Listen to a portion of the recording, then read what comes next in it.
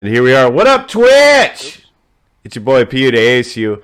I'm here with the Putu crew on a Wednesday night. You know, usually we do these streams on Monday night, but you know what? You probably had a hard week. And Wednesdays, they suck. They're middle of the week. But you know what? You're at the right channel because we're going to get you through that day. We're going to get you through the rest of your week with some quality D&D storytelling tonight. We're revealing our campaign. Our campaign has been called the acronym of IBSTPSNIC, and tonight, for the viewers and players alike, we're going to be revealing it and what it means and kind of setting up the world for our players. So I'm very, very excited about that. I think the players are looking forward to it, so I'm totally into it. So I'm excited that you are here. That you chose our channel either now live or after the fact, because it's promised to be a good night. So thank you for joining us. I got the Putu crew here. Before I kind of kick it around the table to see how they are, I'll just do some quick reminders. You can find us on all the social medias. We're on TikTok, we're on Twitter, we're on Instagram, we're on Facebook. We also post here on Twitch and on our YouTube page. You can find our old content too on the YouTube page. We kind of have it parsed out by playlist of our campaigns. We have a merch store you can check out through our Twitch page. We also have a Discord server that you can check out through our Twitch page. And I'll be posting that link too a little bit through the campaign. So check that link out because Discord's where it's at. You got these crazy knuckleheads in the Putu crew here. They're going to be posting random stuff as we go. So it's a fun group to just be in. But also we'll be putting in some artwork in there because I'm kind of running low on my Roll20 storage. So that's where we're going to be dumping some images for you guys to follow along. So I believe that is all the reminders. Oh, make sure to use that Amazon subscription. You can use Amazon subscriptions to subscribe once a month to your favorite streamer. So throw a sub our way. We would appreciate that. All right. Putu crew, how is everyone? Bueno. Bueno. Good. Let's see. I like to start off a little bit of a question to get the banter going and the conversation running appropriately. Sometimes when we're not live, we have to make sure that we're professional on stream. So we will start with some question to get the conversation going. And tonight's question is, what are you listening to? And I'm not talking about T-Swift, T-Dog's new album. I want to know, what are you listening to now? What are you craving for your ears to hear? What's stuck in your mind? What do you find yourself humming all the time? What are you listening to? And I heard Leadbet chime in first. So Leadbet, how are you tonight? I'm great, thank you. Good. What are you listening to, my man? Oh boy. Podcasts can also be included too. So it's a broad definition. Interpret it however you will. I'm gonna shout out a few. I guess I'm more of a podcaster than like a listener than a music listener. All right. I am in the middle of writing my next script for my next video essay, so I listen to a lot of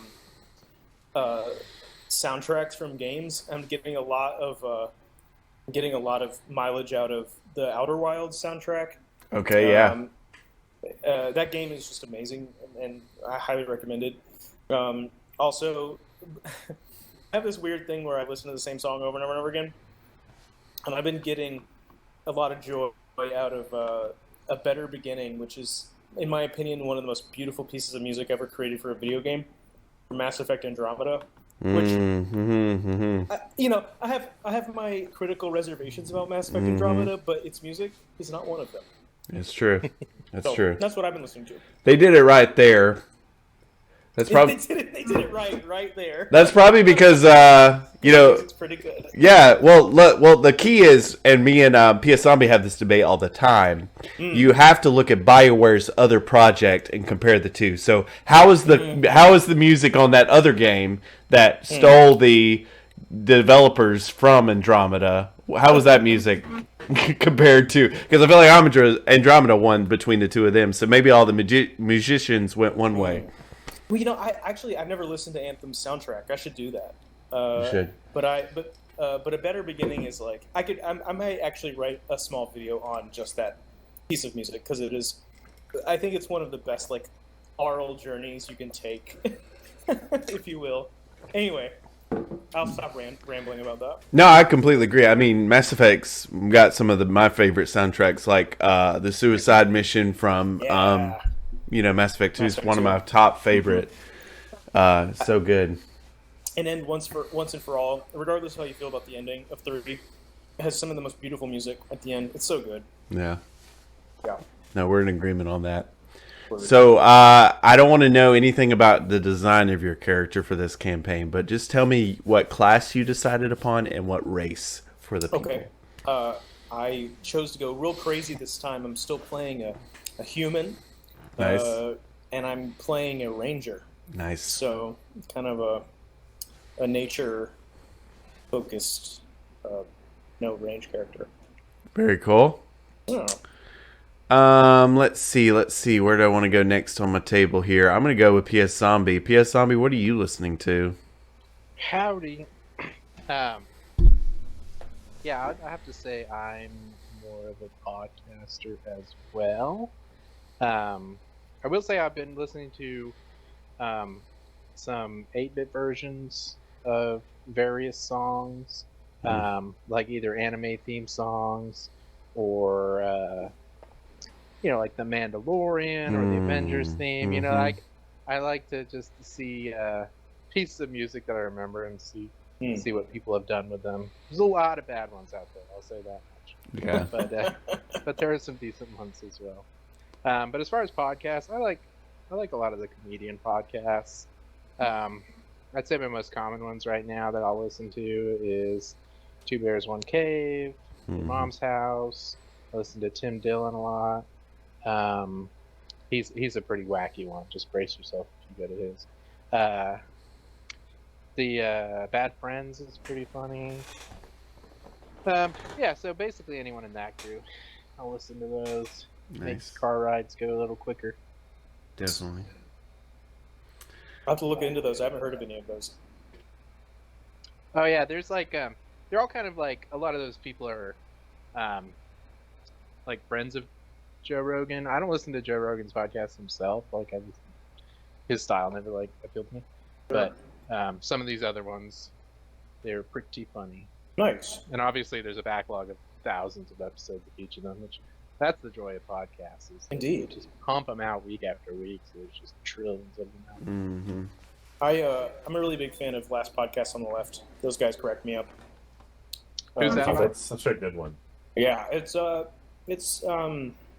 of course their names are eluding me now, but they basically cover conspiracy theories for fun. Like Marcus Parks is their like researcher dude who's kind of more in the weeds of like, but they all chime in. Like Henry Zabrowski. Are they pro or anti conspiracy? I would say that they're anti-believing conspiracies with earnest, probably with a few fringe exceptions. Like they all have their own like genre of conspiracy they like to indulge in. But you're not going to get on there and feel like oh, these people are not in touch with reality. You know what I mean? They're very clearly in touch with reality.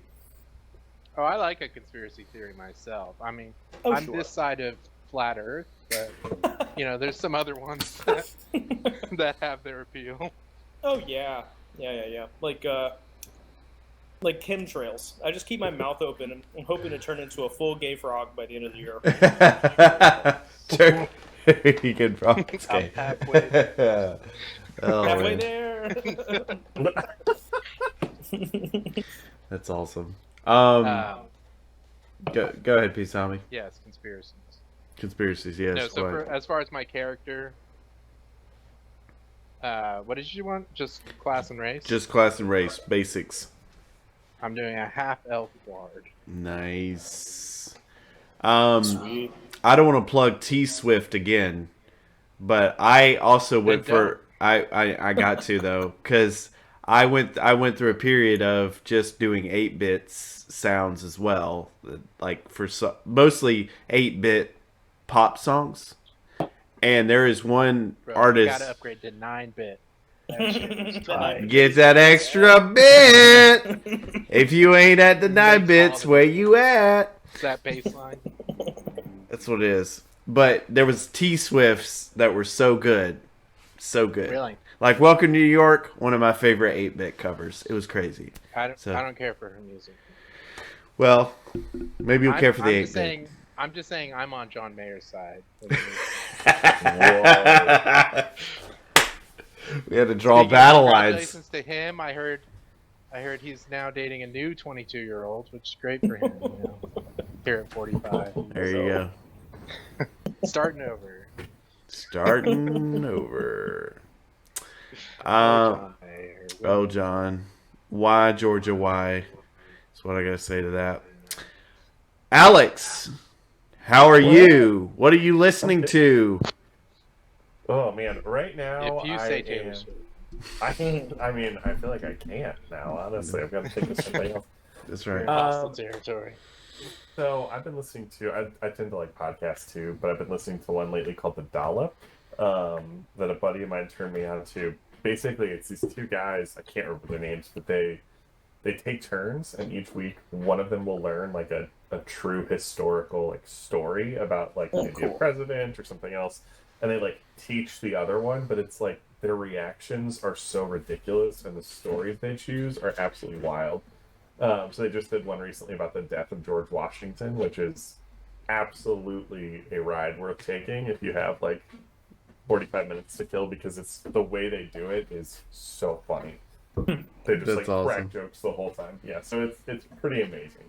The Dollop, you should check it out. Nice. Cool. Okay, so what is? sorry. Go ahead. I just want to interrupt and say, Leadbet. I got you on the level up screen now, so you should be able to make decisions like Archetype, and it should have you choose your spells and stuff. Perfect. It looks like it's stuck in perpetual loading. Should I just like refresh? Yeah, try closing it out and reopening it, because I think it's because I did stuff while you had it open. Thank you for doing that. I'm also going to open up Alex's, and I'd like you to just be Inspector General on him also. Inspector Gadget, a little bit. Let's You see. might need, if you need help with like subclass stuff. What are you playing race and class wise, Alex? So race, class, and paladin druid. Oh, my character sheet just went away. That was wild. Uh-oh. I was in there messing with it. That's probably why. Well, rude. You know, can't keep my hands Stuff to in there. myself. Hey, we talked about that. We talk. No, respect Yeah. the bubble. The paladin and druid are two different classes, my man. Are you? You're doing the druid class, but what's your race? No, it says Druid as his race. Thank you. Well, He can identify as a druid. thank you. I can't listen to Taylor Swift. I can't identify Yeah, as so many druid. rules. You also have you got a lot 30 of rules. wisdom and 30 constitution, so that might be inaccurate. No, that seems right. So Don't, he's like a god Don't even worry about He it. is cosplaying as a druid. That's what it is. That's, I guess I shouldn't be looking at this because I'm getting spoilers for future plot points. Oh boy. just wipe your mind. Do the little Men in Black light blight thing. He races lizard folk, right, Alex? That's right. Okay. Yes. There you go, folks. And last thing, we're going to kick it over to climate change. Climate change, what are you listening to, my man? You know, lots of stuff all day, every day.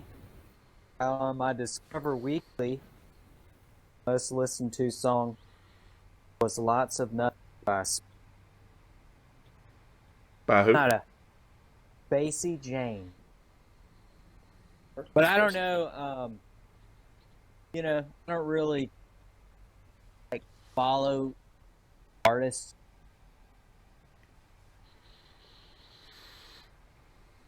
You're cutting in and out. Songs up like, okay. And yeah, Dungeons and Daddies D&D podcast. Nice. Dodgers and Daddies. That's what I'm advertising right now, actually. So I also listen and partake. What are you playing race and class-wise, Climate? The class, I'm a both of the Paladin. Racially different. Hey, Climate, you're going in and out, buddy. You're kind of cutting in and out. We're getting only parts of what you're saying. Testing. Hello? Yeah, there you go. You sound good now. Alright, I am a Oath of the Ancient Paladin. Gotcha. And class-wise and racially, I'm a homebrew race aberrant spirit. Which we are going to have fun Which with. is humanoid, yeah. Because I'm a DM that lets you guys have what you want because I'm nice. So don't get mad at me when I kill you. Oh, wow. Yeah. Oh, That took a turn. it did, didn't Yeah, it? we wanted to get rid of this race. We wanted to let it try it, but Yeah, so That took a turn. It- Kutu, I took a look at Alex's character sheet, but I'm not quite sure what is like intentional and what isn't. So he's level 5. that's good. Yeah, so I'm redoing some of my point buy. I don't know what happened there, but I'm fixing it now. But no, All right. I was being a It smart also Alex looks like your before. hit points All are right. too low. Trying to There's like cheat. there's a few things. How Yeah. how attached to that character sheet are you? Like, 'cause it might be worthwhile just to restart it, just because you have some discrepancies. Yeah, let me rebuild it real quick. If you if you just go to the gear, you can go launch level 1 character enhancer. We are a public trust where we have open audits. So we had some findings that we're going to address. Well, automatic sounds I like feel fun no still. shame. It's just roll 20 is not super intuitive, so It's not. sometimes it takes someone going in there and figuring out where it decided to go wrong. I'm just messing with you. Uh-huh. Hurt my I have feelings. years of experience. I'm sorry. No, it's I When not. did still you first love start you. your campaign, Joel? Was that like 5 years ago? That was a long time ago. Shout out to Climate Climate Changes Changers campaign. Good times. Shout out to the Unbeaten Path 2023, folks. That's right. Be on the watch out. I have to do a. You know what I should do? Tell me. I have enough people I want to bring in as guests that I could probably do a whole second party. We could do a couple one shots in the crossover episode. Oh, that'd be awesome. That's some of my favorite ones to watch on YouTube is when the two parties like meet. Like I feel like there was one where like Dwayne The Rock Johnson was in the party on one I was watching, and like he was Like a person playing Dwayne The Rock Johnson? no Or the actually Rock the Rock. Which I watched. Side note: I watched the whole special on him and how he got his name, the rights to his names, because what's his name of the WWE was gonna like he doesn't give away names like that. Like he owns the rights to a lot of those names. So The Rock was just able to take what he wanted. Well, he was named after his father. He went by Rocky. Oh He man, wrestled. gotcha. Well, I was just So that might watching have been why he was able to get the rights. the rights on that. Prove it was some sort of legacy or something. Because see here, Twitch, PU to ASU is my rights. So don't try to be taking my brand. I'll be watching I don't you. know. How does Twitch work? When you signed your, did you read your partner contract? Probably should have. You have to be a Taylor Swift fan. So I think you're in trouble. I've heard it's that new album's like killer. I have not listened to it, but I heard it's really good. So I anyway, love Katy Perry too. In another life, I would be your girl. The joke is that's Katy Perry. that's funny. Wait, I was like, wait, is it? What am I listening to? It's not Taylor Swift. What is Putu listening to? Well, Putu listened to a little bit of Aaron Carter because R.I.P. out of respect. So that's the kind of sad I like one. That's How I Beat Shaq. That was a good one. Solid. good It's one. a solid. Yeah. I'm glad you Solid said entry that into because that's like the only song by him that I really knew. Me too. But it was like Aaron's the voice of my Party. childhood. Aaron's Oh, Party, of course, Aaron's Party, right? Candy. I Want Candy. I Want Candy. Yeah, That's the trifecta that's the of two I listen to. Aaron's Party and I Want Yeah. Candy. That's the ones I Proving only me listen wrong to. sometimes. So, anyway, Here I go thinking I didn't know any of his songs, and now I know. I knew. Now I know. I know 3. yeah, exactly. And they're the most popular. Really, the only ones. So pour one out for our boy. But I guess the one My gullet. I've been listening to a lot of classic rock. I've been on a classic rock kick. Boomer music. Yeah, I'm just in that mood. And for some reason lately, whenever I get mad, because like our kids in our house will make big messes at oftentimes very obscure times, like breaking eggs on the bedroom floor at 3 a.m. is the stuff we're dealing with. Okay. So I get mad when I have to like go and clean that up, or get them to help me, and they're no real help. So I get them to help me, and we clean it up together. But for some reason, every time I go to clean it, I just like start singing to myself. And lately, I've been asking Alexa to sing it to me. Of the despite all my rage, I'm still just a rat in a cage. I just feel like singing that every time I clean it. Despite all my rage, I'm still just a rat in a cage. Just scrub the floor, singing that. So, and then I always will constantly, probably till the day I die, be humming the theme of Yoshi's Island, the map overview theme. If you guys are familiar with this number, it's the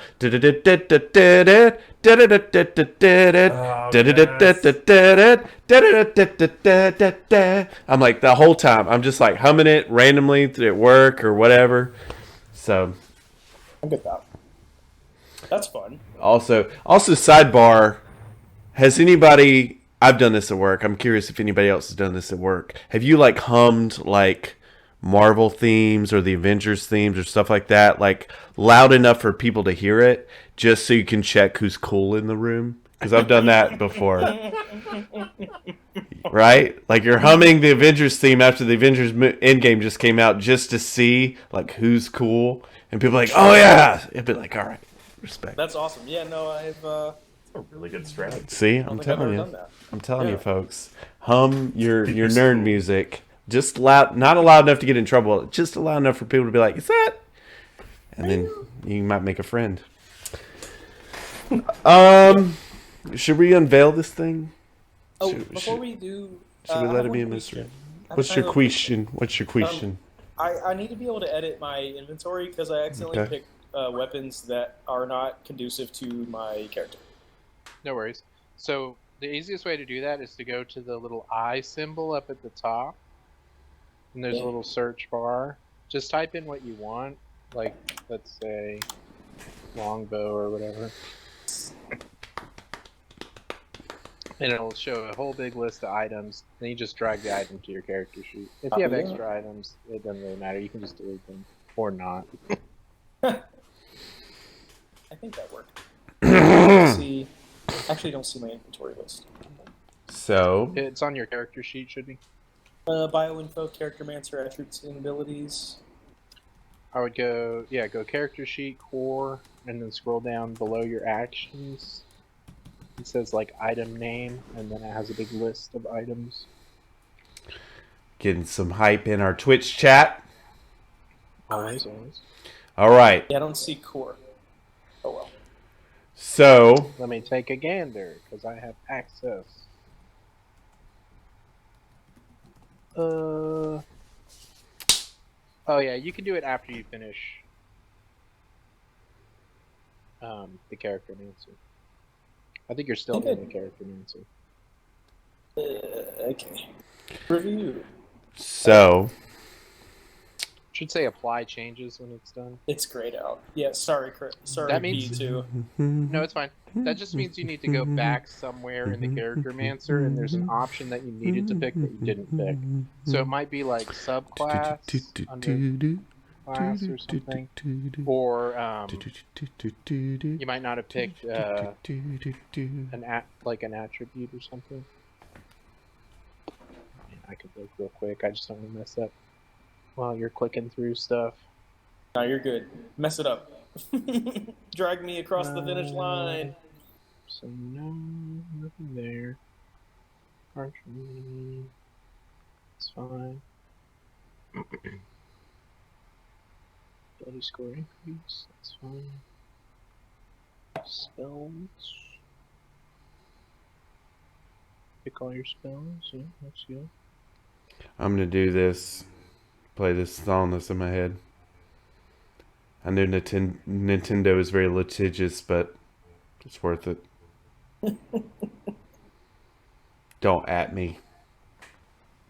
Unless it's to critique my cosplay. Shout out to last week!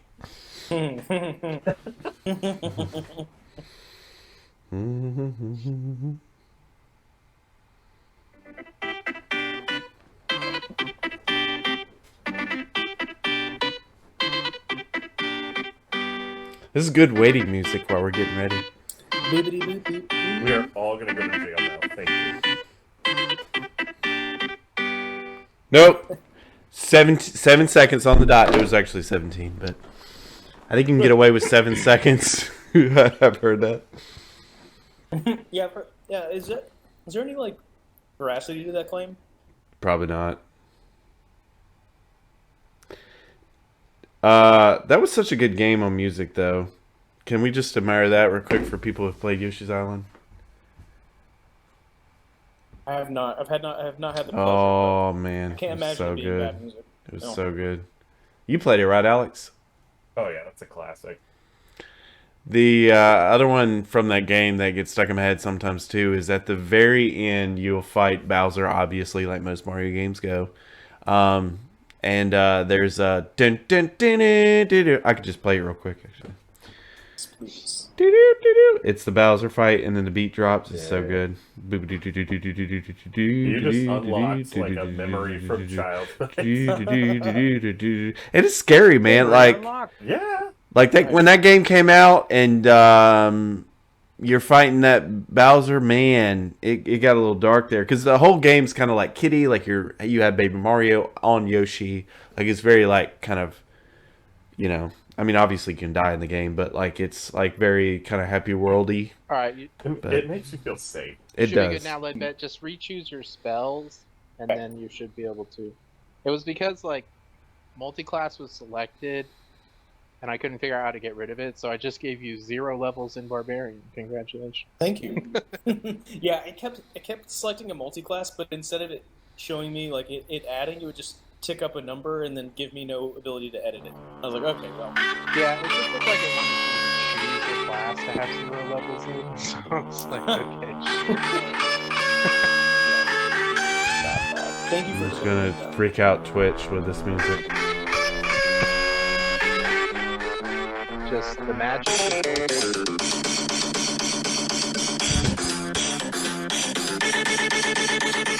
So good, folks. Get on it if you have never played that game.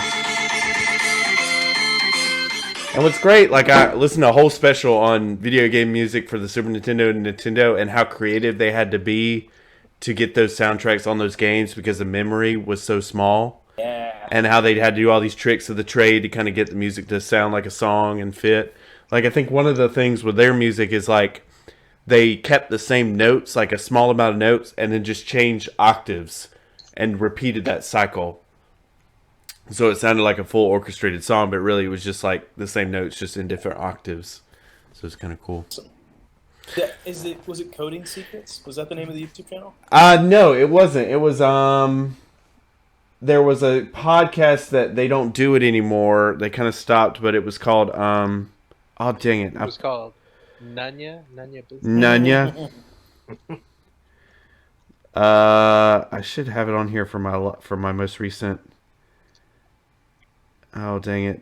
New player has joined. It's kind of older. It's stopped with the pandemic, but new player has joined. Did They always had guest comedy people over or just guest actors on there, and they had some pretty famous people. And they talked about their favorite video game for the whole episode. So they take a whole episode and talk about Assassin's Creed, and take a whole episode and talk about Mass Effect. And they did one on music of games, and Yoshi's Island was one that they talked about. Brilliant. Yeah. I really think you'd like the Coding Secrets YouTube channel. It covers all those cool little tricks they had to do on the early consoles to fit everything in Nice. memory. But yeah, no, I'll definitely check out this podcast. It sounds badass. And Check right it up out. my alley. It is so good. Okay. Okay, I think I'm ready. Is everybody ready for the big reveal? Now, players, this is a big deal. Twitch is a big deal. So, have the stream up. You guys can have Roll20 up, but have your camera up. There you go. Ledbeg gets it. I gotta see your reaction to what it is, and we don't see Alex's camera. So Alex, you got to give us a verbal on your reaction to what the acronym could mean. So what we're gonna do is we're gonna reveal the acronym first, folks, of what the campaign is, and then we'll unveil the world, and then it will probably mostly be over because we'll have to get your characters, address them, and see how everything will fit. So I don't see us doing a lot of playing tonight, just kind of a lot of setup. So let's start first with a big reveal. All right, a little bit of a get the drum roll ready. Okay. I am getting ready to switch over the page. I'm pulling up Getting ready to twitch over the page. Twitch over the page. All right, folks. IBSTPSNIC. What does it mean? IBSTPSNIC. It stands for I built a sandcastle this past summer, and now it's a campaign! Hey! Wow. That's right. I built sandcastle this past summer, and now it's a campaign. That's what it was, the acronym. So there it is. And there's me with my sandcastle that I built in Georgia. It's a solid sandcastle. So we will scoot over to the another picture of the sandcastle a little bit closer. So we will be using the sandcastle as a world, and we will be fleshing it out into the playable area. So how do we do that, folks? How do we do that, Twitch? How do we take something that's just a sandcastle, something tangible in our reality, and go into something different? Well, first, let me cue up some music. And players, this might be a little loud when it hits your headphones, but please endure it for the theater effect. I've got the music right here. So, in order for us to see how this will be transformed into where we were going to be headed, I need you to put on some thinking caps, theater of the mind, imagination, because we're going to start transforming this into the world that you will be headed into. Oh. Okay. It is a world that is a medieval in setting, surrounded by a great landscape, with a giant thriving metropolis in its center. And let me get it ready for you. Just listen to that awesome epic music as you're getting ready to enter into the world that we've created. That'd be cool. Based off of a sandcastle that I built this past summer.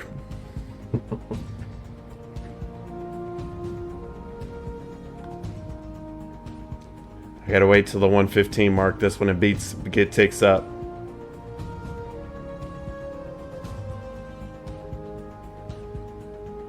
Alright, ladies and gentlemen, we will move from this sandcastle that is a plain sandcastle into the world that we will be playing in. May I introduce you to Sandtopia, a land surrounded by a dark forest, a deep desert, a great sea, a row of big mountains known as King's Mountains, and a swamp. This is the world of Sandtopia, and this will be where you will be playing our campaign. I'm going to zoom out for people on Twitch.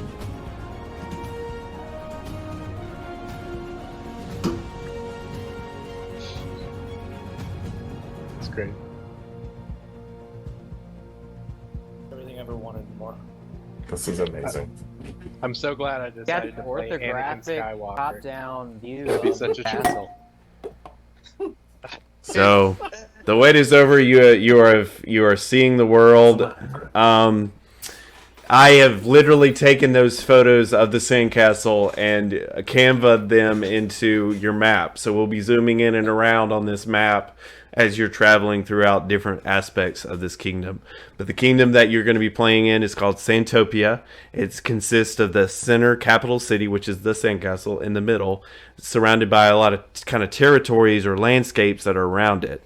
I'm trying to give you guys a better view on Twitch. I know the players can kind of zoom in and out as they will, but it's just not get the proper dimensions. But okay, let me do I'm gonna cut that music back on, but I'm gonna reduce it way softer while I give some descriptions of what the world is like.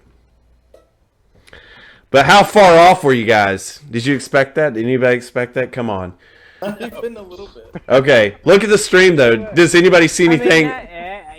Everybody knows it's sand. Do you guys see a little bit on the stream, like some hints that I gave you before when we went live? If you guys look on the stream now, you'll see that the background, the very background of our OBS Canva is sea. You also see that everybody's nameplate is the sandcastle. Oh. So, yeah, it's the subtleness of it all. Wow. So, cool. I All right. feel adequately foreshadowed. I will say though, the sandcastle thing was obvious. What else would IBS stand for other than I built a sandcastle? Straight. I mean, no other. Yeah, really, there's no other acronym. I built a sandcastle, sure, but like- this past summer though, Like, this past IBS, summer. And they're I like, got diagnosed so with what? We all sandcastle. No, Yeah. not I built a sandcastle. Irritable bowel syndrome. What now? All right. What are you talking? Or irritable. Never mind. Sometimes Those it comes words out said like no. sand. No said no. They said no, no, no. They said we're not today. Oh, we should do a commercial for IBS sometime. This is fun. This is Sandtopia, folks. Giant kingdom castle that has been in existence for 6 generations. The big thing with this kingdom across the whole land is the cryptic words 6 kings till kingdom's end. And you're all going to want to remember that. 6 kings till kingdom's end. We are currently on our sixth king. And the most topical thing about this place is that we're on the final king. So hence the words 6 kings till kingdom's end. There is a prophecy that after the 6th king, this kingdom will fall. The kingdom of Sandtopia is a utopia. It has abounding full resources. The great sea that it borders, that is a massive sea that washes upon the shores near the kingdom, provides the kingdom with any sort of food, all sorts of sea fish and seafood that can keep the kingdom well fed. It also has a unique capacity to be refined into fresh water. Below the kingdom is a array of cisterns that is fresh drinking water collected from the sea. The sandstone from this area acts as a natural filtration system and allows the kingdom to have fresh water underneath its foundations. The kingdom has natural territory that allows itself plenty of protection, in addition to its massive giant walls that protect the inner city. The row of mountains that keep the waves at bay and also protect the kingdom is called the King's Mountains. It's called the King's Mountains because each mountain is named after a reigning monarch. There are 6 mountains, hence the prophecy, 6 kings till kingdom's end. The most recent monarch that is reigning is the smallest mountain, which is Mount Rose, and the current king is King Rose. Those mountains are varying in size. The largest starts with Mount Anais, as you can see there at the bottom right. That is the founding king of this kingdom, and it descends in order from the monarchs from there and in geographical size of the actual size of the mountains. There's a giant road that splits between Mount Crate and Mount Anais called King's Road that is the main thoroughfare into the kingdom. Those mountain range acts as a natural protection that funnels all traffic through King's Road, allowing the city to hold people accountable through that central passageway and provides additional protection. To the right of the kingdom, as far as the eye can see towards the east, is the dark forest, a dense and thick forest full of wildlife, but also full of some dark magic users. Strange and unusual things have been found to happen here. Not many a soul dare to travel within the dark forest, as those forests and trees extend beyond what the eye can tell, as far as anyone has been able to go. To the east is the dark forest. To the west is an arid and desert wasteland that extends as far west as you can see. It was known as the Wastelands, but later essentially adopted the name Prison Wastelands because, hence the name, a lot of those that were exiled from the kingdom were forced west. And this landscape is not just a desert environment with its own challenges of desert beasts and harsh conditions, but has also been the home to many thieves' guilds and runaway prisoners or those that don't want to be found. To the north is a unique mixture of those two worlds, the forest and the sand, into a swampy-like environment. It is known as the Swamp Spillway. It got that name from being, honestly, in the first couple years of the kingdom's existence, runoff water from the kingdom. But it has also become a thriving area of biodiversity and wildlife in a swamp-like environment. I believe that's it as far as all the territories that extends beyond Santopia. So why don't we look at the actual kingdom as we flip in closer to the kingdom itself.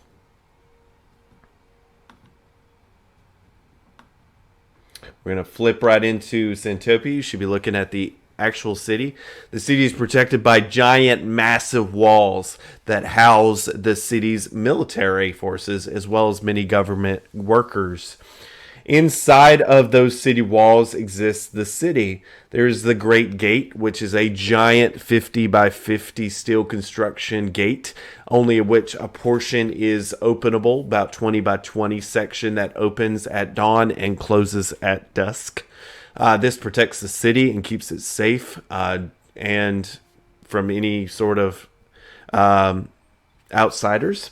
Just inside of the gate is the exchange court. That is an open-air market, sort of bazaar or commerce area where people do a lot of trading and marketplaces. You'll find stores here, but it's all sort of an open-air market kind of feel to it, as passerbys can easily come in and exchange for goods and services in this area. There's also two primary residential districts. There's the Commons, which is sort of where the lower class and working class can be located. You can sort of imagine it's a little bit more run down, as more of the working men are housed here. The other section is called Soldiers' Row. In the early days of the kingdom, this actually housed soldiers. But since the creation of the wall, much of the military takes up residence in the wall. So Soldiers' Row has turned into an area of middle class standing. So you'll see a lot of individuals that may be running a market out in the exchange court. They're housed in this area. So this is more of the middle class area. In the middle of the kingdom is the inner court. Three giant towers grouped together as one house the elite, the social elite, and high-end commerce. This is an area where the local militia is also housed.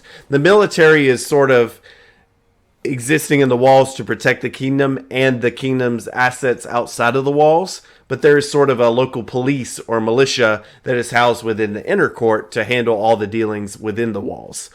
So they're housed there as well as much of the social elite. On top of that, and towering over the rest of the kingdom, is the royal palace, which is where the reigning monarch Rose is located, as well as all of his chief advisors where they live and work. So that is a broad overview of the kingdom. I think I kind of hit all the notes that I wanted to on introducing you to that. No matter where you... your characters are, they What know all this kind of information. monster bird produced the feather that's like the same height as the entire I worry we're capital going to find out. Man, monster. the giant Yeah, albatross. I don't want to play A anymore. rock. JK. So, with all that information, revealing the campaign and reviewing the world, let's start thinking about your characters a little bit. So, if anybody knows of an area that you think your character would be from or be currently housed, feel free to speak up. We could chat through it. But we need to kind of localize. Your ideas are good. We just need to localize them now in this new world you've been introduced to. So I'm gonna take a sip of my drink while you guys discuss. Yeah, I had an idea right off the bat. I'm also gonna I cut think the my music. character so my character is a bard, and that's kind of what he's been doing by trade. But for a bit of backstory, I think he would have come from the commons, because he kind of recently struck out on his own after his mother died, he'd been taking care of her as she was quite ill, and that's kind of what freed him up to go ahead and pursue life as an adventurer. So I imagine that's where he came from, but maybe he sold his mother's house to like pay off debts from her illness or something, and now he kind of works in and out of taverns. So wherever, like maybe in the middle class area, like the Soldier's Row or whatever, wherever good work for a bard could be found, and kind of just bar hops where he's wanted. Okay. But I'd like to think he has aspirations to play in the capital eventually and get some of that rich people money going. Gotcha. So we're middle of the day right now as we start setting up what the day-to-day looks like for your character. So what would he be doing over there in Soldier's Row in the local tavern? So during the day, well, bard's work mostly happens at night. Okay. So he maybe slept in late, and I think he'd be out networking. He has kind of like a business mind, where he'd be wandering about looking for people who looked wealthy or important that he could kind of rub elbows with, and his main goal right now is to find an inn with the upper class, so that he can really have that career take off. Okay. So we'll say he's kind of mingling in the exchange court, hoping to catch somebody. Yeah, I think he would have wandered down there. So it's a busy afternoon as merchants are hard at work trying to sell their equipment items. And you guys see, how would you describe your character, PS Zombie? Yeah, so my character's name is Luca. He is a half-elf. He's a very youthful-looking man,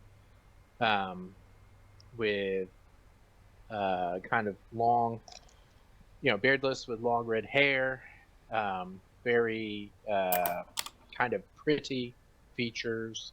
He's very average height and very slim build. I would say right now I'm wearing like kind of traveler's clothes, just leathers and a cloak. I have a harp that I wear kind of at hand level at my hip, so I can play with one hand during more action-packed events. And Cool. I have like a knife, but it's not very openly displayed, and it's not something that like would peg me as someone wanting to get in a fight. It would just kind of be like a common sort of thing a traveler would have. Apart from that, I walk around with a smile on. I'm not trying to blend into the crowd or anything. I'm trying to look like to be engaged, you know, Gotcha. because I'm here to mingle. Awesome. So we zoom in on PS Zombie's character. He's a half elf. He's here to mingle. He's working around his way at the exchange court near the front of the city. All right, and then we zoom out. All right, I'm gonna get a mellow yellow, wet the old whistle, and then I will read in everybody else here. So 1 second.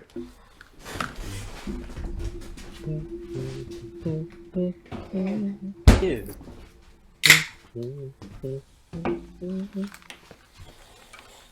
Okay. Anybody Our else? stream doesn't have any music. That's right. We did have. We could do that epic music I had earlier and boot it back up. Santopia music. That's right, Santopia. Damn. Anybody else have any thoughts that jump out to them? Yeah. So, my character's name is Gerbil. Gerbil is what is the equivalent of a Santopian veterinarian. Okay. He was born in the swamp spillway and did a lot of farm-like things with his family until one day they sent him out into the woods to go collect berries. And when he came back, not only was his family missing, but so was every building on the property. So don't know if anything bad happened to them or if they just sent Gerbil far enough away so they could escape him. But ended up making his way to Santopia after the family disappeared to try his best at establishing himself as a veterinarian in the city. Awesome. So he's not very good at it because he's not very charismatic. Actually, he's very good at it. He's just bad at selling his business. So he's wandering around. He's running around the exchange, kind of hawking his services. Perfect. And everyone's like, "Go away." How would you describe Gerbil? Gerbil, sorry, not gerbil. Gerbil. Gerbil. Gerbil. Gerbil. So Gerbil. Let's see if I can show. The Gerbil family plan. You can put in Discord because, folks, you're supposed to be on the Discord watching Oh that. yeah, that's right. So put it on the Discord. Let me throw it in the Discord. Hang on 1 second. Yeah. Yeah. Gerbil. Gerbil. Gerbil. Kind of sounds like this. All right, you got to keep that. You got to keep that rolling. Okay. I don't just want to hear it in the intro. Hello, it's me, Gerbil. Yes. It's me, Gerbil. That's right, Poochoo viewers. Follow our Discord, or Yep. we'll beat you to death. Our Gerbil will come and try to sell you his wares. That's our motto. His wares, Gerbil. Yeah, I think Gerbil probably refers to himself in third person every once in a while. Sure, you know. Gerbil. Gerbil. It's Gerbil. Speaking of, I can't find the picture. I literally uploaded 5 seconds ago. What did I do with this? No worries.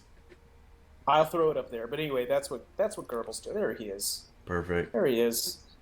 That's what he looks I like. like.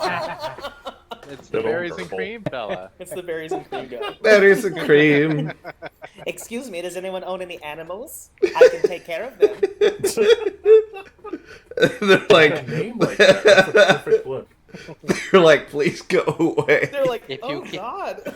If you give me your animals for 2 or 3 hours, they'll come back better than they were before. You won't recognize them. I was like, I don't. Are I'm you okay. gonna replace my animals? Yeah. That's so funny.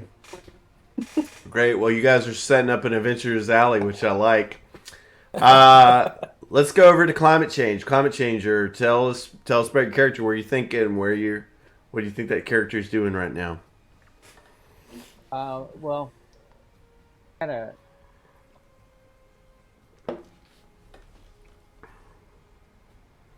I can't hear you, bud. Does anybody know the age of Santopia? Or are these different regions? Like, It would be 6 entire generations. You know, because there were 6 reigning monarchs. So a monarch is roughly a generation. So 6 generations. Like 120 years. Yeah, roundabouts. Yeah. All right. he would have probably originated from the wastes. I would have. You know, the particular reason he might be in the exchange be to just survey the area. You know, you would see a armor-clad individual, sort of almost as if they're lost, kind of trying to get someone that looks like trying to get. They are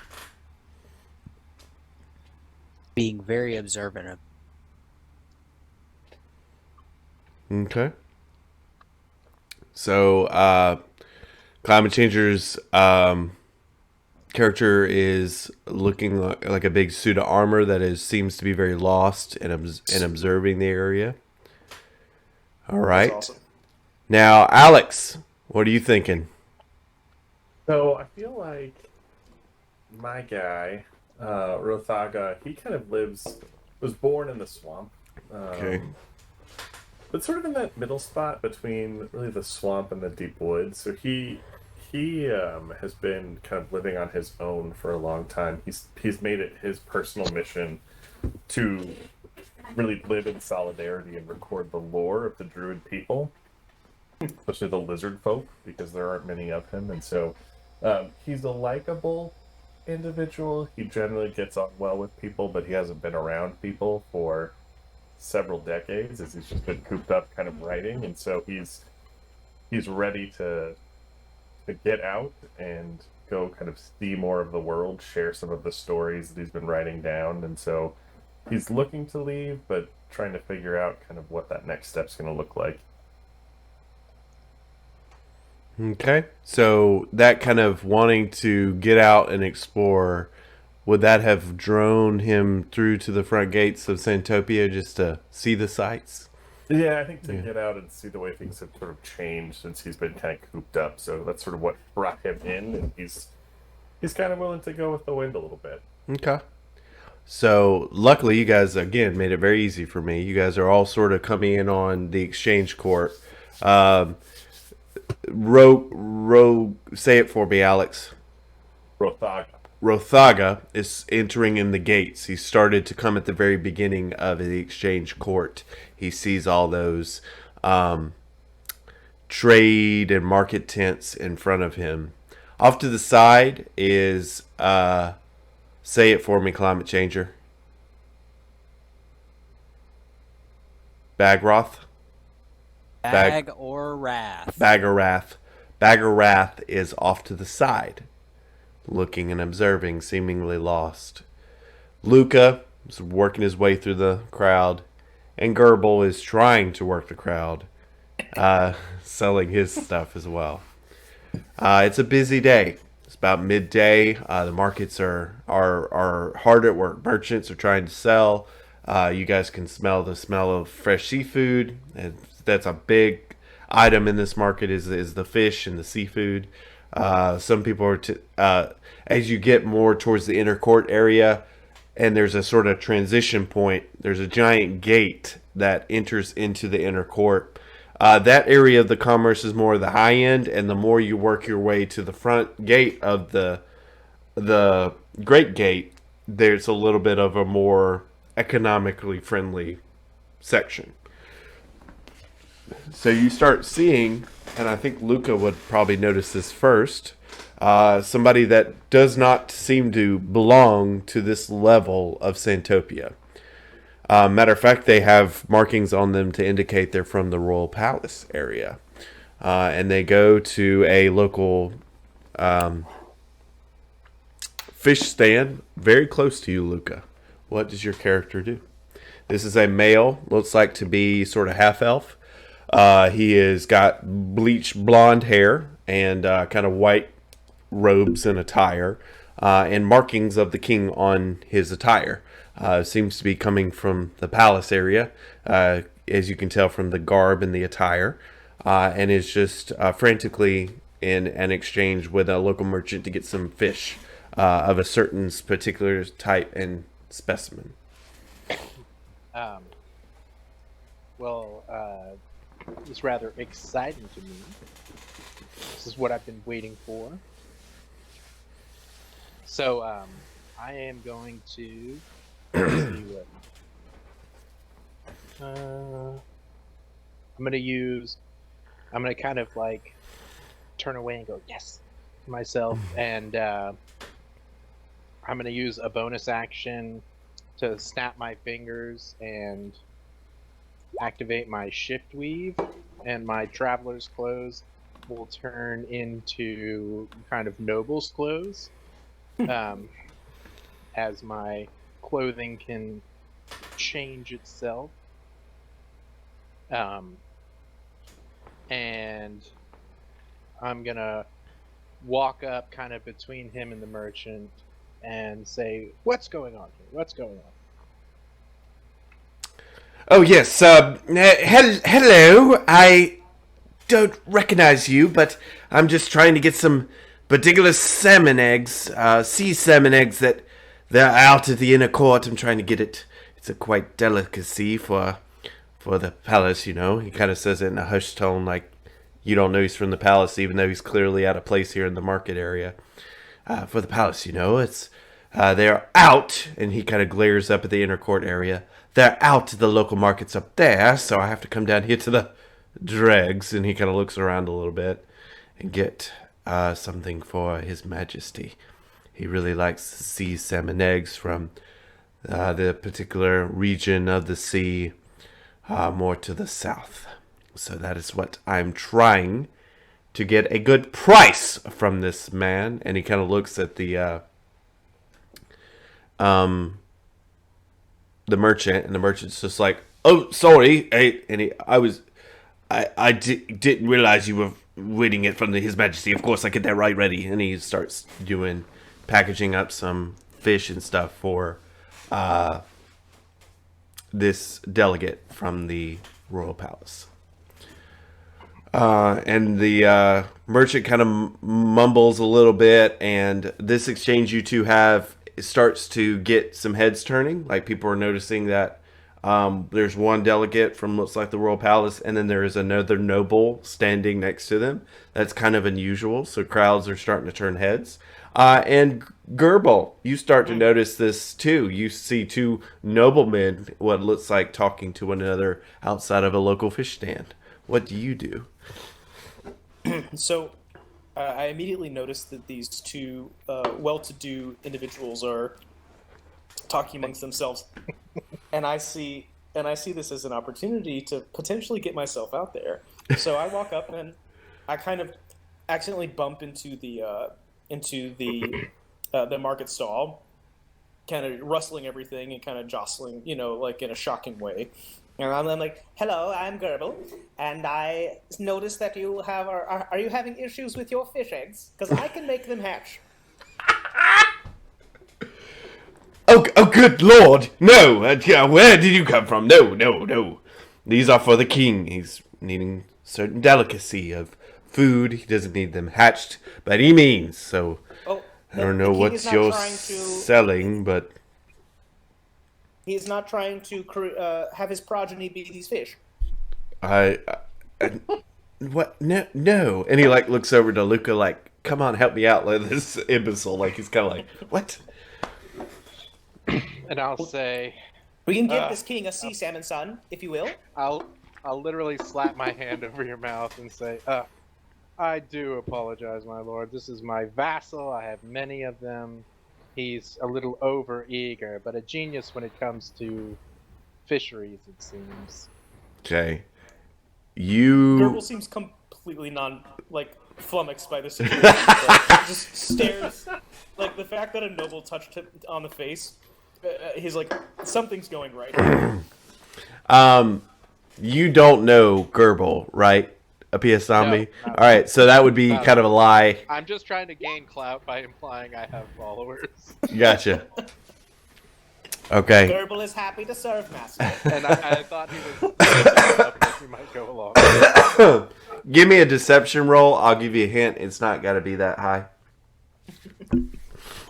Well, this is going to be a fun thing because I am an eloquence bard, which means, let me find this. Are you perceiving anything, climate change? I have a silver tongue, which means if I roll anything lower than a 9, it becomes a 10. Oh, That's nice. nice. Nice. But just for deception. Perfect. Yeah, so that actually becomes a 20. Okay, so he looks at you and, oh, servant, you say. Well, this is grand, isn't it? That you have a simpleton like this one and you could have more. So you have like a team. Yes, I have many. I brought him with me today because we were also doing fish related. I'm kind of like squinting, like trying to get a read on him and figure out what it is he actually does. All I know is that he knows something about fish eggs, fish related. In fact, servant, I don't give them names. It only makes me too attached. Servant,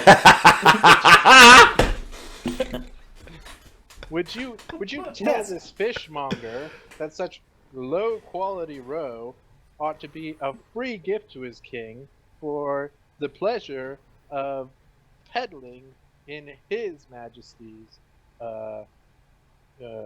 market?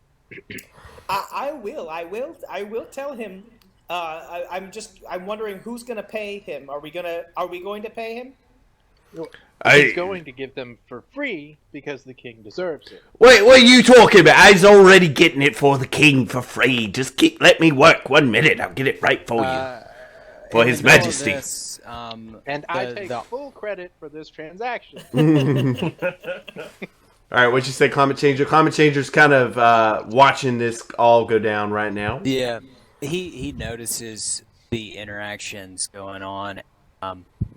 Walks up to Luca.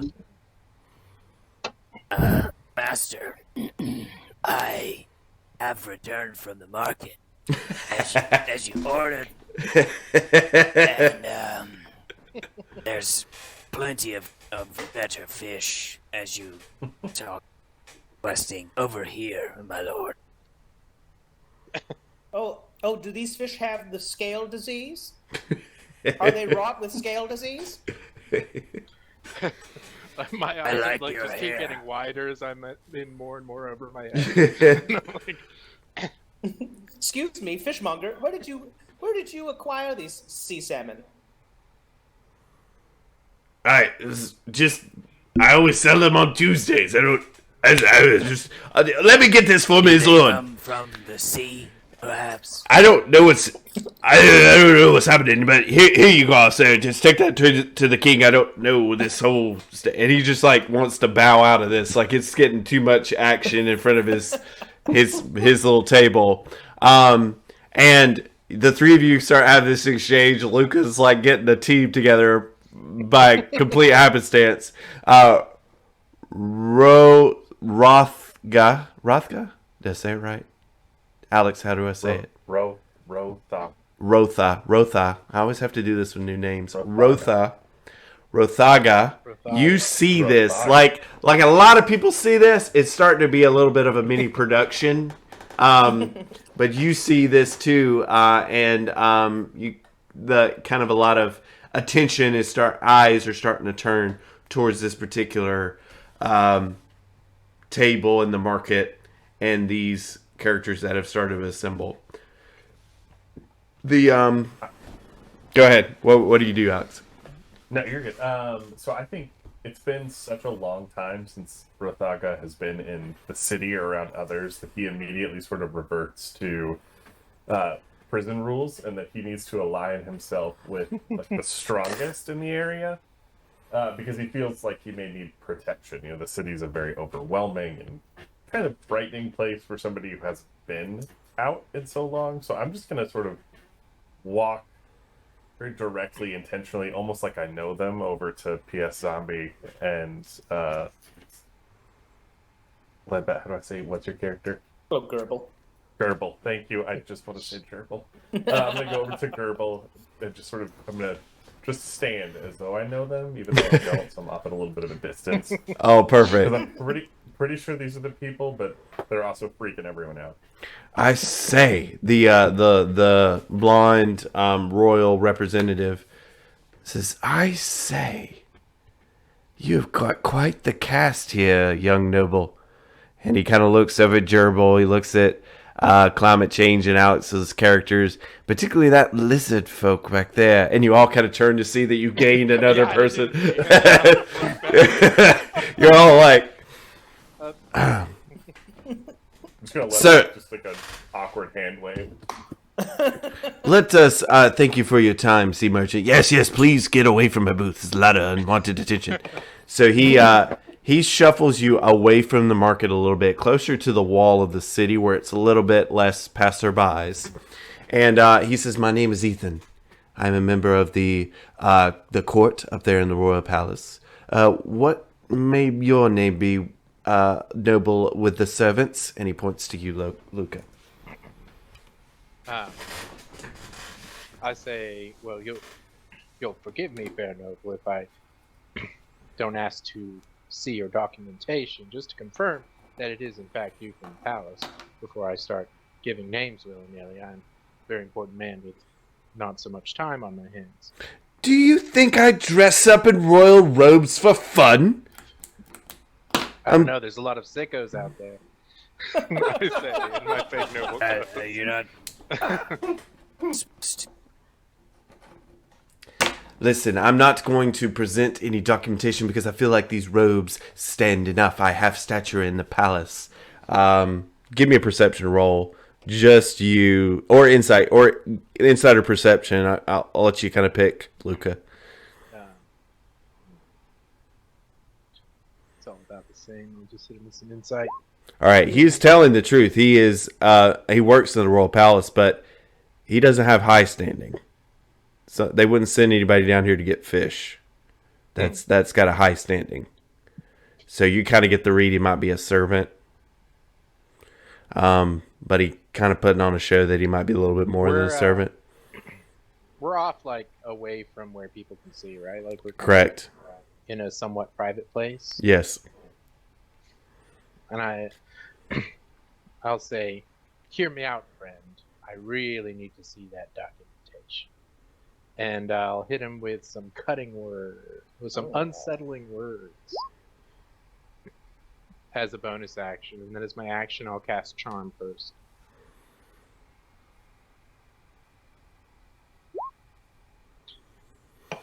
So he has to do a Wisdom saving throw. But I consume a Bardic Inspiration, and whatever I roll, he has to subtract that from his saving throw. I didn't even have a character sheet for this guy. You're doing a lot of work on him. Hey, I have certain goals that I wish to accomplish.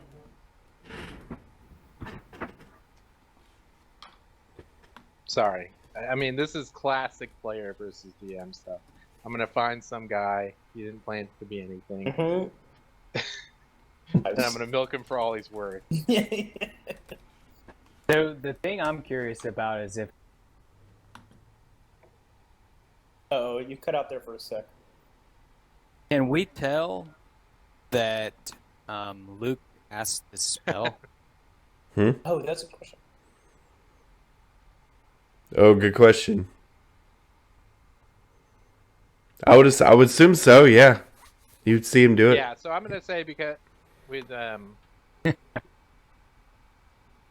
with the cutting words, I just kind of lock eyes with him. But when I cast the spell, I'll say I'll strum a chord on my harp that's at my hip, and I'll speak in the tone that I struck.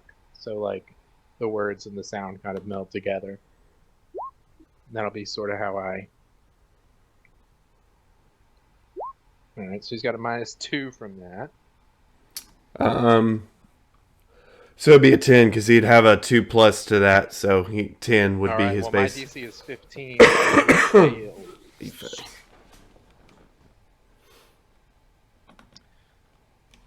So now, the charmed creature treats you as a friendly acquaintance.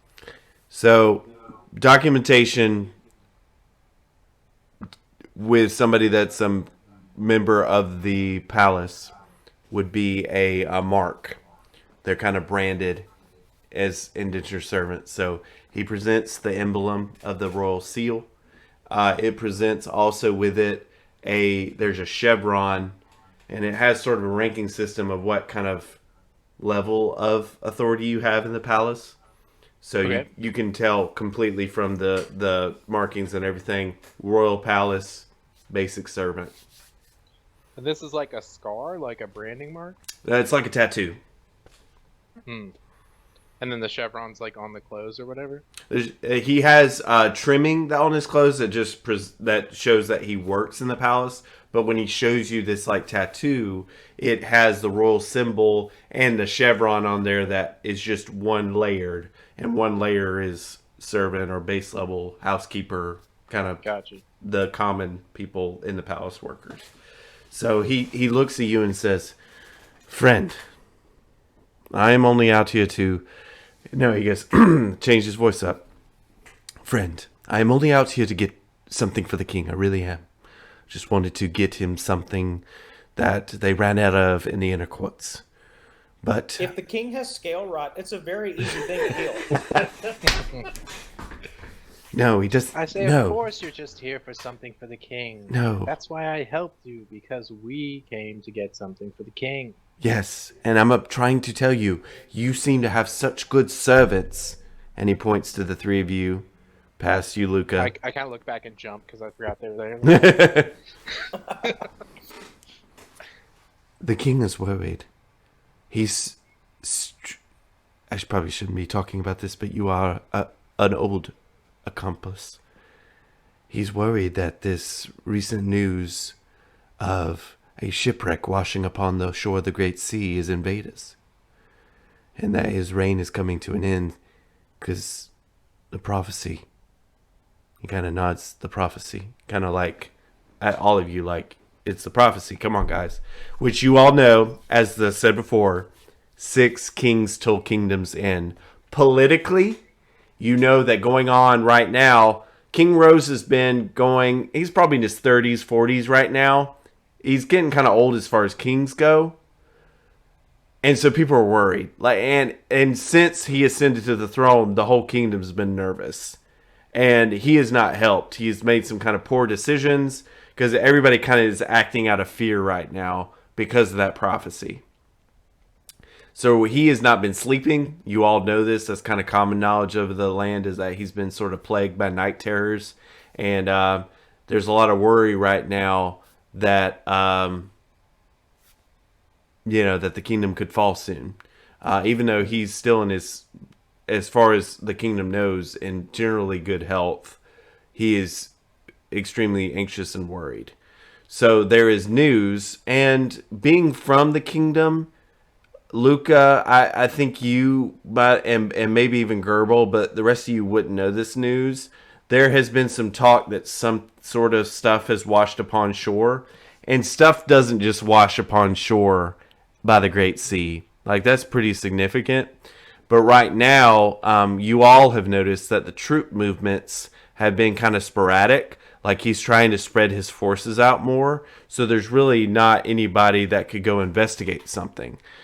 So with that being said, he kind of continues after he says that to all of you and says, he believes there is an invading force, even though the captain, Captain Drake, has tried to reassure him that the troops are seeing nothing from the watchtowers and it is fine. He won't take that as a no. So I had the idea, upon seeing all of you, old chum, he kind of tries to touch your shoulder, that you could go look at it and we could both get highest standing in the court. in the royal court. You would be indebted, the king would be indebted to you for solving this mystery and putting his mind at ease. That is all I'm saying. This could be a great opportunity for you and I, friend.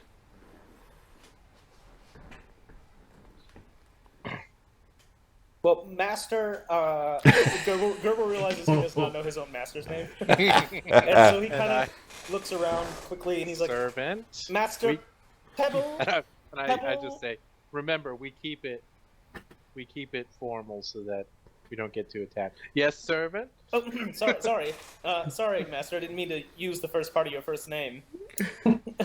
But this sounds like the opportunity that we've been looking for, especially if the king needs help with any animal sickness, which is what's happening. What? Sorry. And then Gerbil kind of just trails off. What is Hey, what is Alex think and he did that to us, okay, there we go. too. Oh wait, what did Bagaroth say? Think the fancy one here cast that spell too, and that's why we're here. Sorry, buddy, you just cut out on me again. I don't know what my mic's doing. Sorry, everybody. Sorry, buddy. He was asking if you thought he casted the friend spell on us. What's a friend? Can we really be sure? You know, I never thought about it that way, but we can't be sure. But, you know, I'm kind of cool with it as long as I make, you know, some inroads with the royalty around here. How do you feel about it? Oh, I don't. This seems interesting, so I'll just stick with it. It's a fair thing to consider, though. Alex, Yeah, what does your character do? Oh yeah, go ahead. So I'm kind of just taking this all in. I'm gonna just sort of step forward to. Is this what city life is like? I know. This is not what I remember. Just gonna step up and just. I'm going to make the suggestion that everyone stop talking. We all go about our own way. And I'm just going to sort of give a nod to the royal. Like, knock it off. Just tell us what you need to tell us and go. Because I feel like everyone's getting very anxious. I'm gonna say, Yeah, first of all, servant, we're not looking for opportunities because we're already doing awesome. But if we had an opportunity to get additional clout with the king, I guess that's not bad. We don't need it. We're pretty chill because we're already at the top possible level of coolness. But we'll consider it, I guess. I look over at Honored Bagaroth just to and be in your presence. No, but say that in a slightly more smooth way. Like, yeah, we'll consider it. We love our king. We'd love to do stuff for him. I'm gonna turn to you and just sort of nod. Like, who are you calling servant? But I'm not gonna say it, just with my eyes. And then I'm just gonna step back into the group. To say my apologies, Lord, and like say it very condescending, like I'm annoyed, but I'm willing to like go along with the ruse. And I accept. Just so I'll know it when I see it. What would someone higher ranking have as a marking?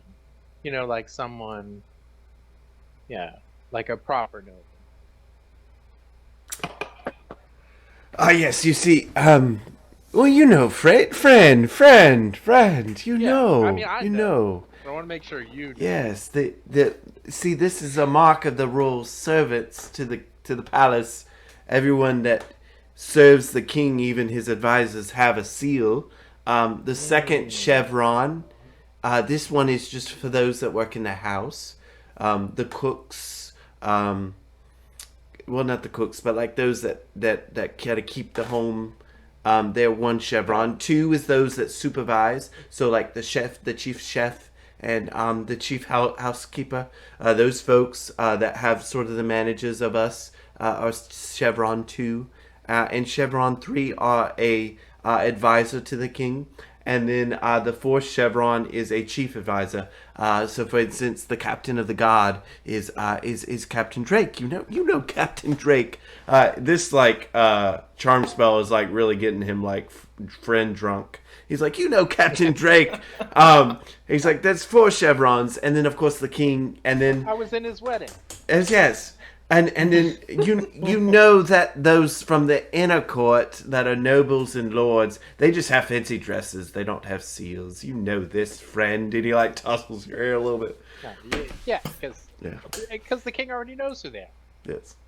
Is there a chevron for the stable master? Or the keeper of fish? Yes, it's it's just the one. Just keepers of the house, keeper of the stables would just be one.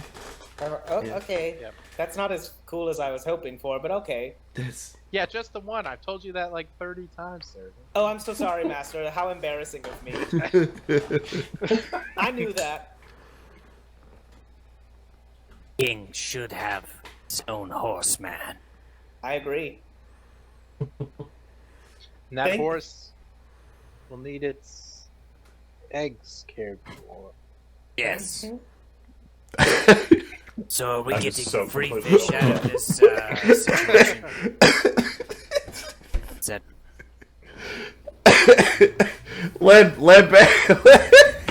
Leadbat was just goes, I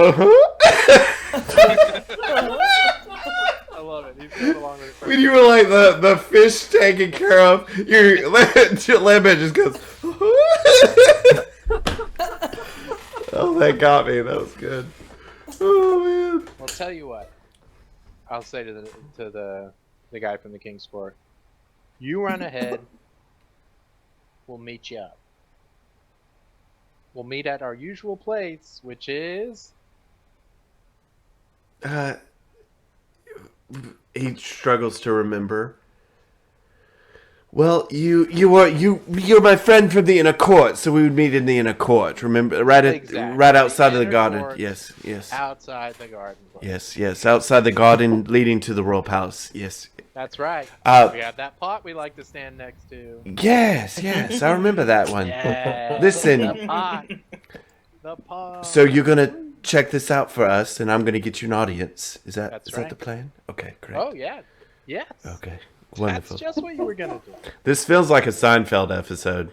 You're gonna get us the audience. Yeah. Jerry, I tried to get the audience. It's great. All right, so I'll kind of usher him on his way. he rushes off with the package in hand. Kind of gets to like some weird like staggers, like whoa, what was? And as the charm spell starts to wear off, he goes be out his way. It lasts an hour, so I don't have a huge amount of time. Gotcha. So it kind There of should be enough time to get him out. he'd make his way back to the inner court. At least. The setup for the inner court, just because I'll make sure to be clear in my description. If you look on the map where the words inner court are, and the 2 towers that kind of merge into the kind of the cleft there, that's one gate. There's another gate like that on the back side. It's called the front and back gate of the inner court. That's the only way into the inner court and the only way up to the royal palace. Once you enter the inner court in one of those gates, you ascend like this grandiose staircase that puts you out of a gate on a majestic garden that overlooks everything, and it leads into the palace from there. So you sort of come out onto a patio of a giant, nice garden, and on the other end of that patio is the entrance to the royal palace, and then you can go up into the royal palace. So that's what kind of that setup is.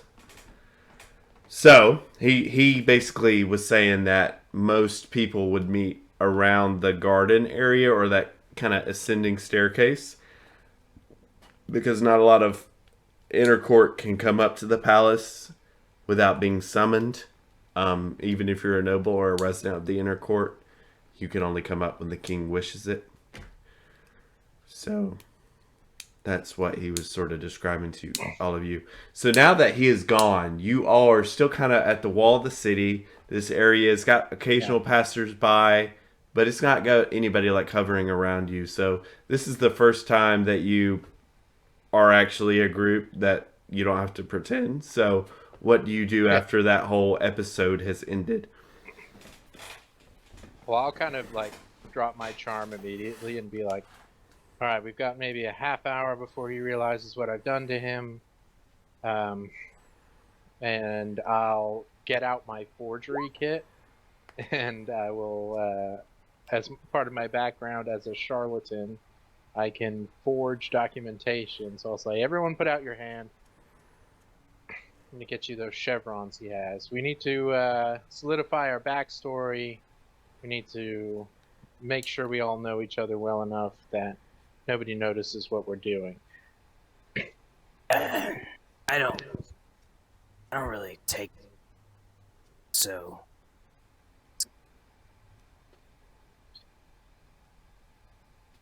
Well, I could say you're a hired mercenary, I guess.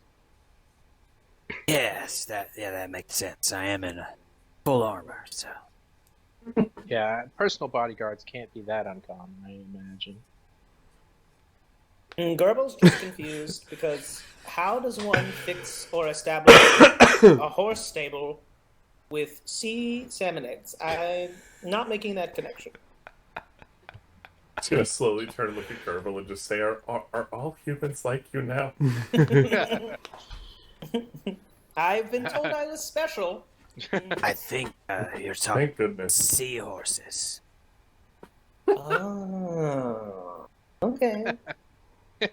Got it. I'll grab Gerbel's hand, whether voluntary or not, and I'll take out just like an inkwell from my forgery kit and start just drawing on the chevron that I saw on the servant. Because I think as long as I've seen an example of the type of documentation I'm trying to copy, I can copy. Gotcha. So you can replicate it. So I draw him the same one chevron version that we saw on the servant, and I extend my hand for Rothga or Rothaga. Do you accept? Reluctantly just look at you and say, don't call me servant again. And then just sort of begrudgingly like thrust my scaly hand into yours because I'm curious. Gross. Yeah, I'll try to draw You calling the me scales gross? as best I can. Go ahead. It doesn't hurt. So I'll give him the mark as well. And then I'll go to myself and I'll just say, I think 2 chevrons the most I can risk. Everyone else the king would know. And I'll go ahead and give myself a mark of 2 chevrons. Okay. So, bag or just as I finish, I'll go, oh, by the way, my name's Luca. It's good to meet you, Master Luca. My name is Gerbel. Gerbel, I take it you have some affinity to animals? You are taken correctly. Not exactly the most useful skill set, but... Well, it's funny you say that, because that's what the rest of the family said. Before they disappeared forever. But it's an inroad. So You have sad. expertise, and I think that's what we're looking for. People Okay. who look like they belong. Well, I've never really felt like I belong, but times are a-changing. Just need to believe in yourself, bro. Thank you. I love his optimism. I really appreciate that, actually. And what are your names? And I gesture to the tall suit of armor and to the lizard individual. The suit of armor like bows and does a hand gesture that doesn't make sense everybody there. Mm. And My name is Bagorath. That and is correct. he kind of raises up his head like he expects you all to know who that is. Can they see any? It's complete suit, right? Like they can't Right. see Closed anything. helmet. Yeah. Okay. I've got You say a short sword and a shield. Bag of wrath? Or Bag or wrath. Hmm. Bagorath. Bagorath. Bagorath. Bagorath. certainly Say look it like very 3 times, intimidating. and you. He's That's got a like bag Beetlejuice. of Don't wrath. say it 3 times. Right. Yes, and now my power is complete. You've said it. Oh no, Ooh, like Levels Beetlejuice. up. hell yeah. So, are you like? Is that your name, or is that how you feel? Like a sack of anger? No, names say a lot about. Hmm. Fair enough.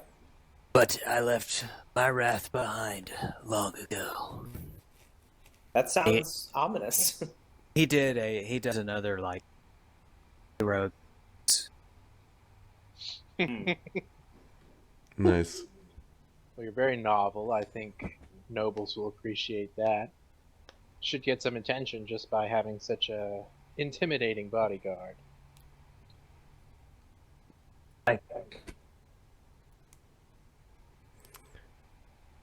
Alex, is your character introduced himself? Okay. I'm finally starting to come around, so I'm just going to extend my scaly hand. I'm going to say that as much as I can to Gerbil, but right before I shake his hand to say I am Rothaga, a fly goes by and I just snap it out of the air. Ooh. That was And as impressive. I shoot it, you can see the like forked tongue. I know it's lizard folk, but I don't know much about lizards, so that's where some of this is coming from. But anyway, and then just sort of casually introduce myself as I'm hoping to be impressive because I have no idea how to interact with human beings or people from really anywhere since I've been on my own for so long. I see. Do you, Rathaga, do you have Rothaga? Rothaga. Rothaga. Say it 3 times. Do you have some sort of skill set, some sort of excuse to be my servant? I'm good at getting people in and out of places undetected. I perhaps maybe should have mentioned that before we went through all this chevron business, but I'm a writer. I know a lot about history and lore, and An advisor. That could I work. think an Yeah. advisor could work. Very good. Oh, of course, this is assuming you all care to come along. I have been planning my insertion into the upper classes for my entire life, and I believe this is our opportunity. If you choose to kind of go along with some of my plans, I promise they go better than they seem. I think we could all benefit greatly. Yeah, I've got nothing better to do. I believe you.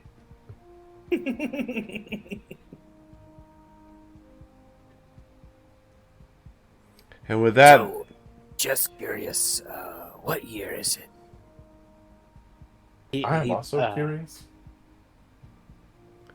it'd be the reign of they do, Yeah. reigns of monarchs. So it'd be the 30th year of King Rose. 30th year of King Rose, which is, roughly 120 years. 120-ish years since the death of the first king. Oh, okay. Right. Just getting hot in this armor, so.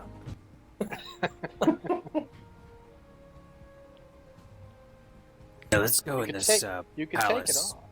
No?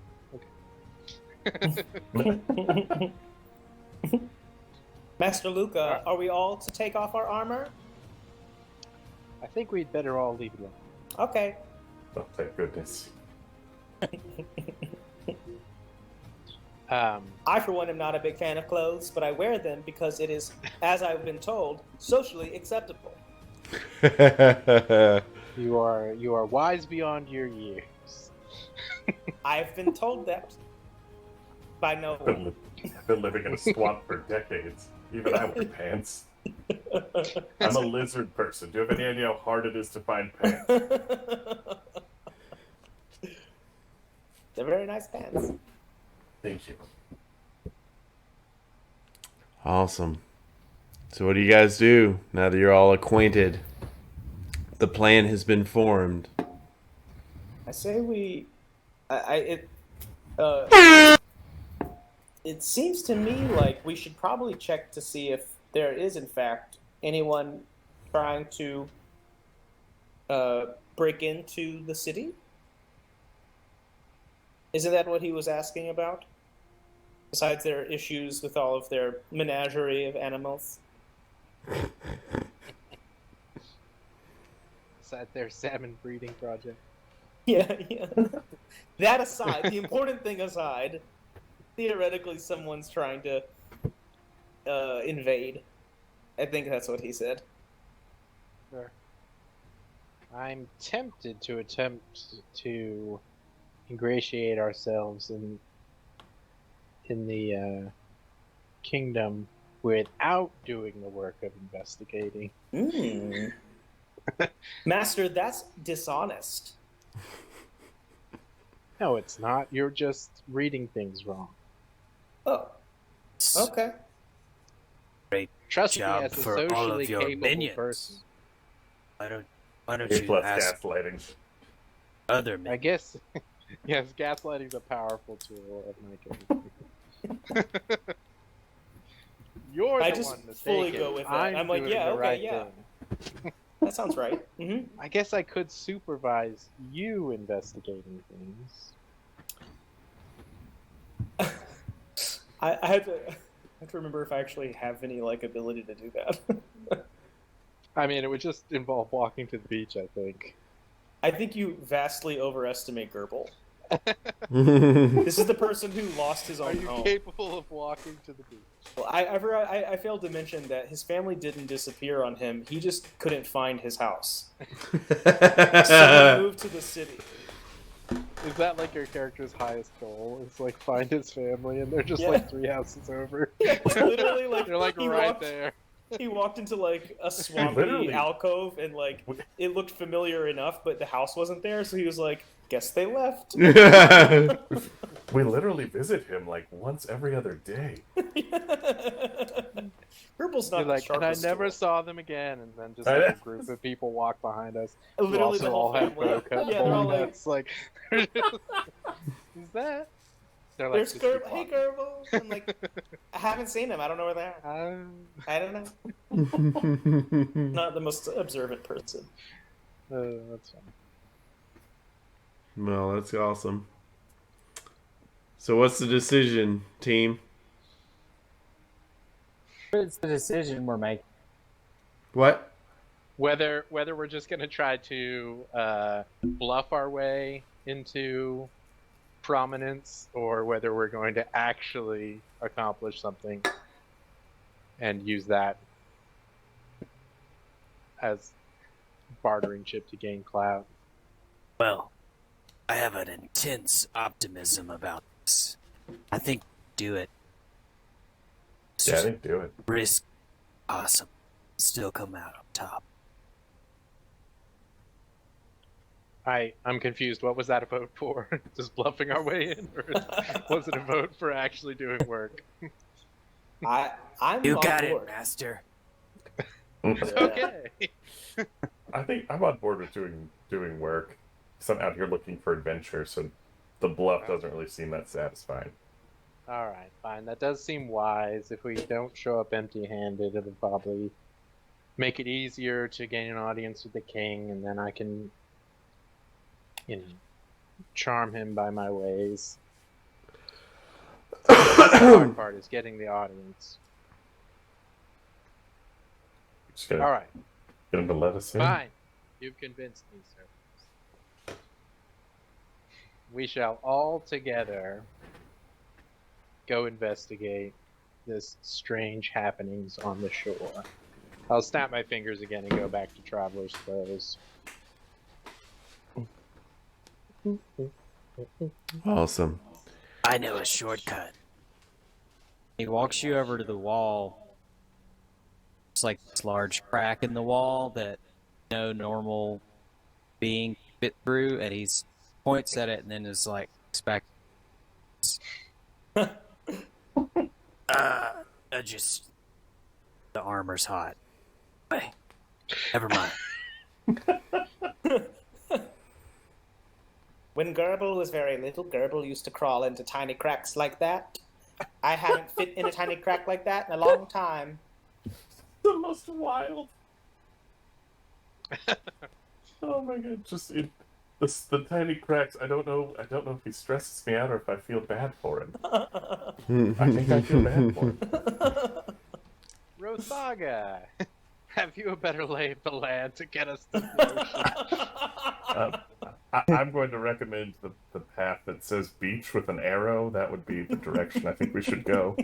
And this is why you're on the team. As your advisor, I must insist. The wisest among us. I'm gonna say Luca's never actually left the city, so like he doesn't particularly know which way to go. So he's like, let's go! And he walks away from the front gate. All right. Front gate is... The team gathers together with their mission in tow. They are starting out on their adventure. They have been commissioned to go find a shipwreck, supposed shipwreck of potential invaders to the kingdom. This new party has been formed. They start making their way out of the kingdom gates. They're allowed to give passage out onto the King's Road. It's about a day-and-a-half journey. So they make it all the way to the end of King's Road and set up camp for the night. They pitch their tents, get cozy, do their evening activities, waiting till first light to continue on their adventure towards the supposed site of the invaders. All of them the question hangs in their mind of what they could find when they get there. The prophecy of 6 kings till kingdom's end continues to play on repeat in each of their heads as they wonder how much longer they got until the world they know comes crumbling down soon. And that's where we'll end our campaign for tonight. Ooh. Awesome. Permanently. That's the end of it. Yeah, that's it. Herbals ran away. It was the whole thing that Don't you even know it? That epic music is so good to just like blend into any sort of conversation. It's like you could be talking about taxes and it's yeah, hey, yeah. It's like, oh yeah, text. And I That's right. I have itemized Slowly my raise the gains volume up. Yeah. Yep. That's why I was doing that a little bit when you guys were like forming your party. I was like slowly increasing the volume. Nice. Yeah. That's awesome. Dun, dun, dun, dun. Okay, so that has been session 1 of our new campaign. Session 1 of I Built a Sandcastle this past summer, and now it's a campaign. So we are excited to see the party get formed. They're starting out on their first little quest, and we will have more to come for them in future sessions. So what's great is the 2 things I had planned, you didn't do any of them. So we will have plenty of content to continue going on with. So a couple things before we sign off. First, I want to give a quick shout out to Lich Zoluna for the retweet. I want to thank you, Ross, for the follow. Appreciate you. Also want to give a shout out to Horgar Ironside. Thank you for the retweet. And Christian France. Appreciate the follow. So I just wanted to give some public shout outs for that. I think Monday may be too soon for folks. So I'm going to propose, guys, are you... Oh, I see Dobby. Hey, Dobby. Aw. Dobby on the webcam. Aw. Cute. Do you guys want to play next Wednesday instead? I know we usually do Monday night D&D, but lately it's been Wednesdays that work well for everybody. What do you say, Dobby? Oh, hi, Dobby. Dobby, what say you? He said yes. Follow my pen. Nod for yes. Wednesday. Gotcha. Wednesday's good with Confounded. me. His English is impeccable. Wednesday's fine. Wednesday or Monday. I don't know. It doesn't matter. Sounds good. Well, folks, next Wednesday, we're gonna move Monday night D&D to Wednesday nights for a little bit, see how it works, a little experiment. We try fresh things here on this channel, so join us next Wednesday for this campaign. I want to thank you guys for the views. Our session 0 was just us shooting the breeze. Like, the guys really didn't know what they were playing yet until our big reveal. And I mean, that session, it had, hang on, I had it here to me. It had 49 views, and that was the planning. That was the planning session, guys. Like, it's awesome. I hope this has a lot more. So Money. we are getting checked out. Rich. We're getting quarters now. Woo! So we're high rolling. Each Twitch view is $100. That's like That's right. That's right. it's like What could a 5 Twitch Gs right viewer there. cost, Michael? Move over Ninja. Move over Amaranth. Get out of the way. We're bringing in the dollar share. Not really, but we do appreciate the views, and that's really encouraging. Also, we wish the best to Amaranth.